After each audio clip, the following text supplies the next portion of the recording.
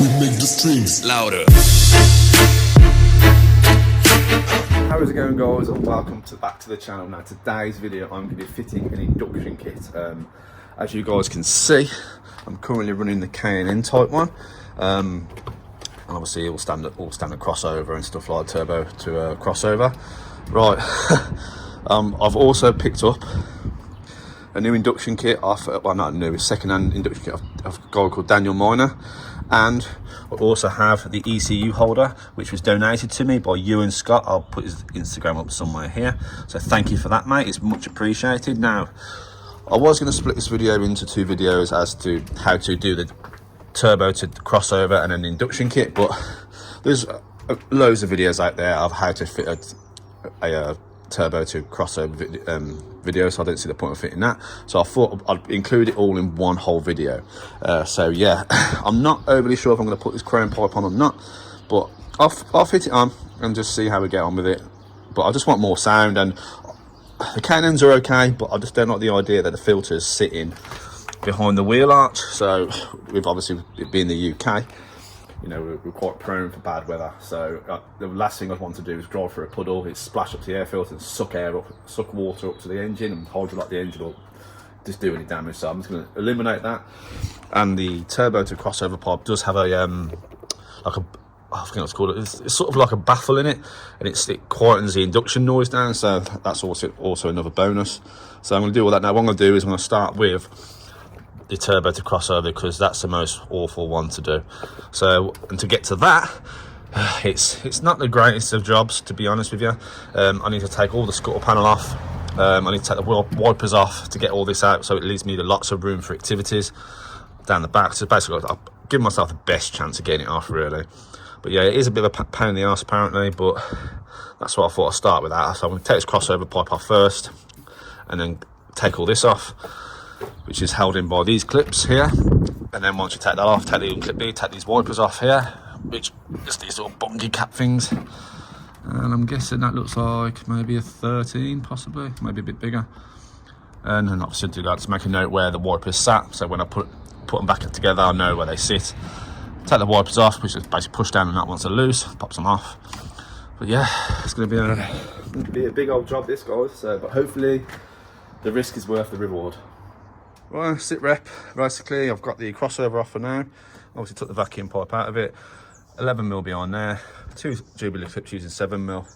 I've got the wipers off, which were the nuts on them were 15mm. I've took the strip off of there and took all these little clips out as well.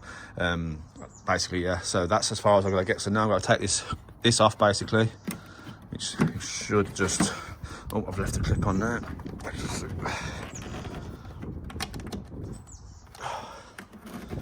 I need a screwdriver off for that one. But yeah, once I took that clip off, I should be able to take this scuttle panel off. I have had a feel around here. The Jubilee clip looks like it's facing, or the nut bit's facing, so the Jubilee clip's like that, facing basically like that, and obviously the nut's there, so it's facing that way. So there's just absolutely no way I could get my hand behind there without catching this. So it's a bit unfortunate you have to go through all this, just change the turbo to the crossover, but from what I've seen, it's worth it. So, right, let's get the scuttle panel off, and I'll get back to you. Right then, scuttle panel's off. Now, next, I need to take this panel off here, which is held in by T30 Torques on either side, and obviously on mine as well, I've still got the Symposer attached to it. So I'm gonna have to unbolt that off as well. But I'll see if it'll just come off as one piece. I'm not too sure where this actually goes, whether it does anything, but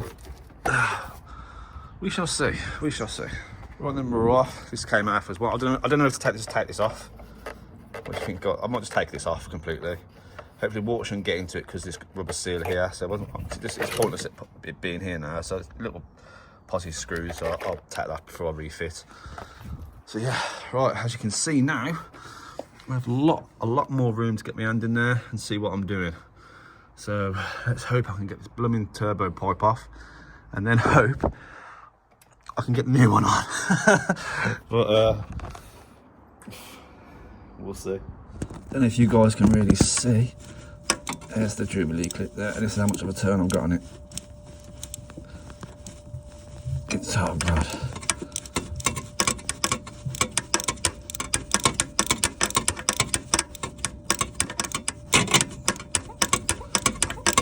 But yeah, I'm sorry the camera's the wrong way around, guys, but it's the only way I can get it in there.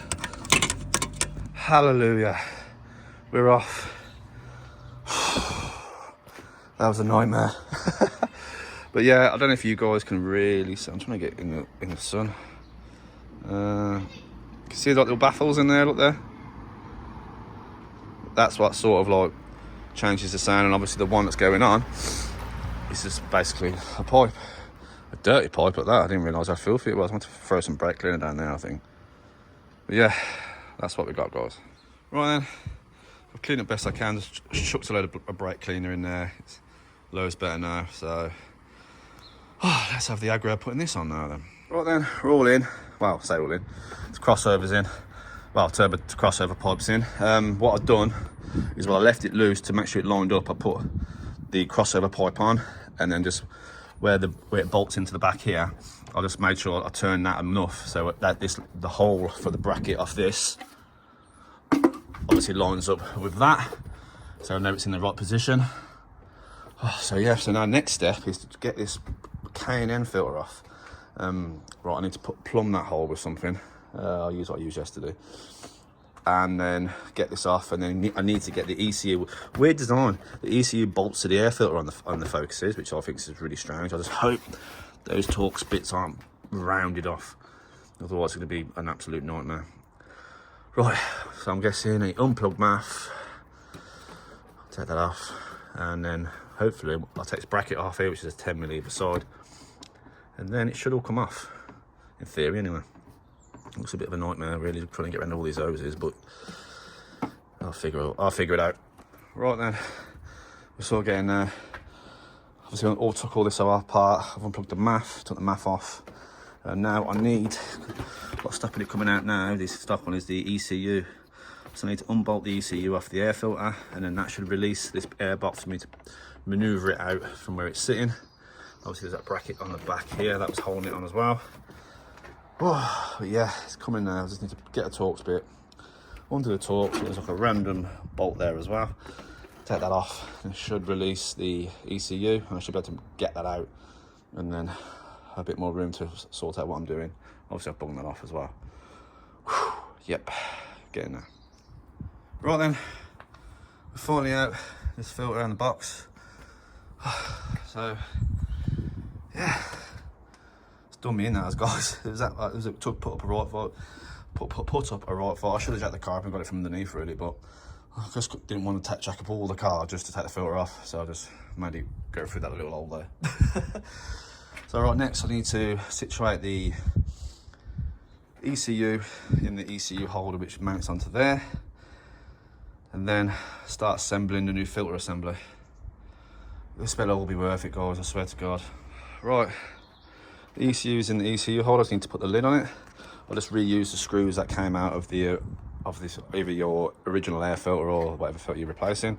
Just taped up some of the wires because I had to like take them out of the plastic, this plastic thing that it's sat in, because it was just putting way too much tension on it. So I took that out just to loosen it off a little bit. It's still not the best.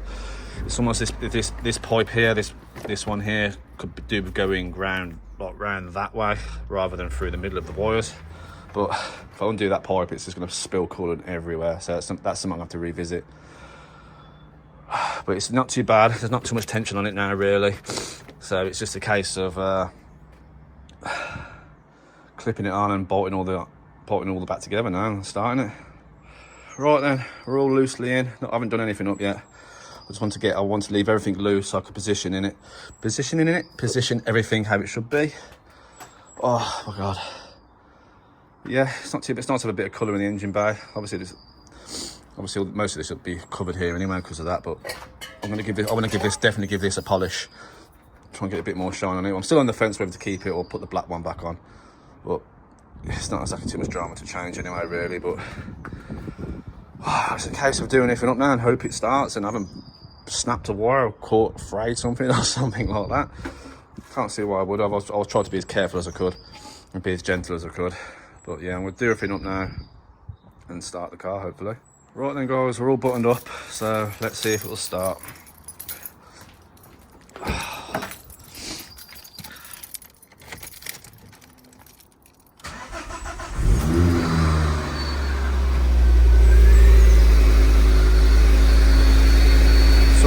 much whistlier.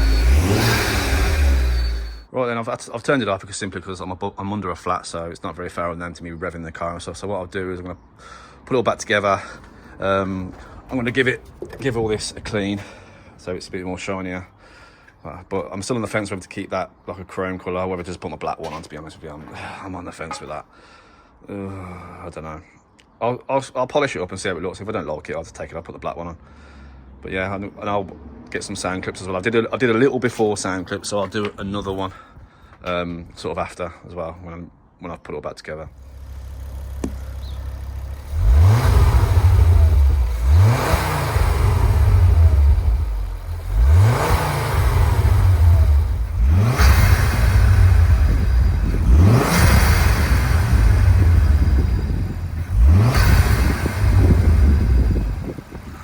Right then, can you tell where we are?